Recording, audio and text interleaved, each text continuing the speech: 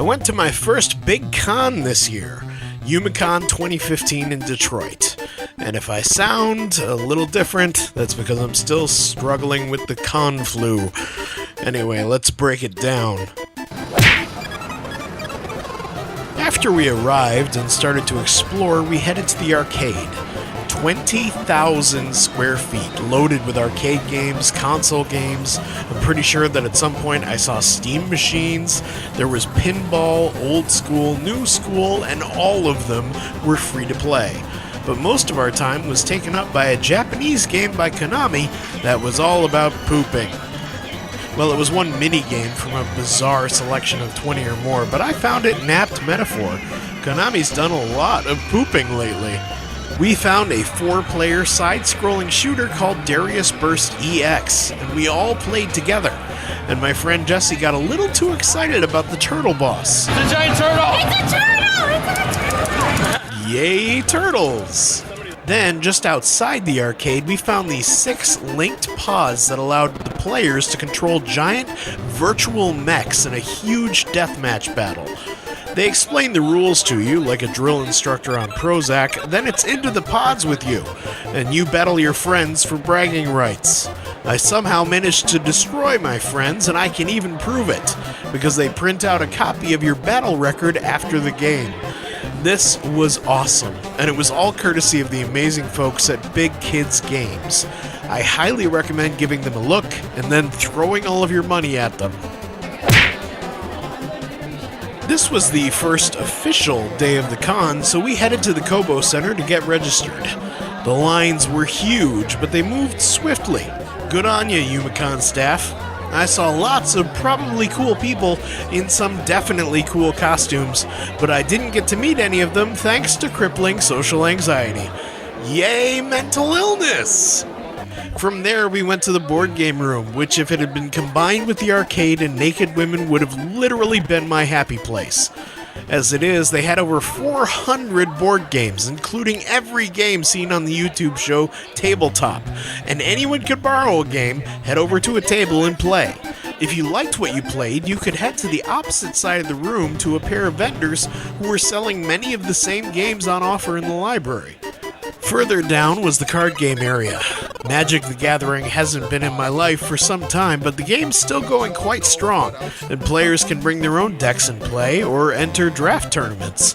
In fact, there were tournaments for all kinds of games at Youmacon. Sadly, no naked women, though.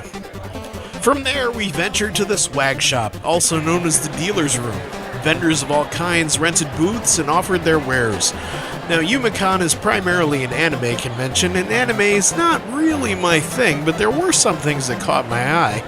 Hentai DVDs in blank brown paper, or better yet, the deluxe hentai grab bag. How could I pass that up? Easily, as it turned out.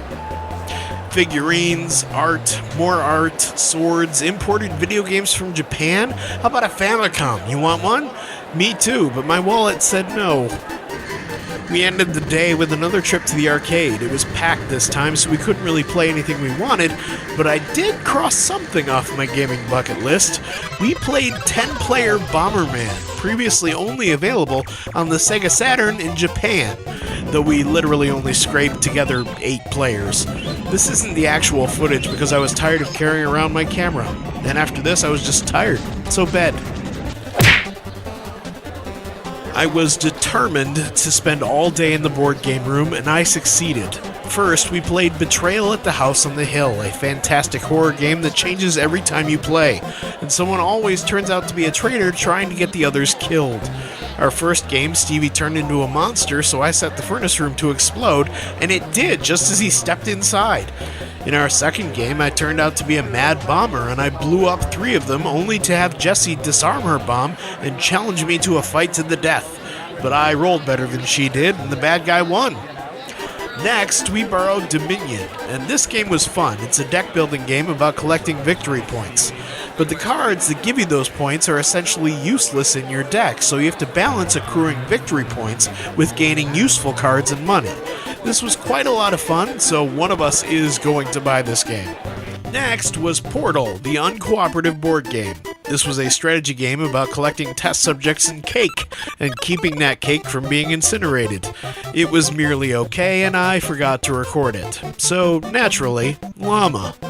Finally, we played Sentinels of the Multiverse. The rules were a little obtuse and confusing at first, but we did eventually get the hang of it. Players pick a superhero and square off against a supervillain and cooperate to try and take him or her down. Each superhero has their own deck of playable cards and abilities, and some are more straightforward than others, but it took us so long to get past the frustration of trying to set up that I'd have to call it merely decent. It's possible the game would get better with repeat plays, but none of us seemed that psyched to play it again. And then more sleep, and then I came home. I had a pretty good time. I didn't catch any panels or meet any celebrities, even though I had plenty of opportunity to do so, but in my defense, the whole thing was pretty overwhelming. But I do feel confident in saying that if you're an anime fan or a gaming fan, you're going to find something to enjoy at Youmacon. See you all next year.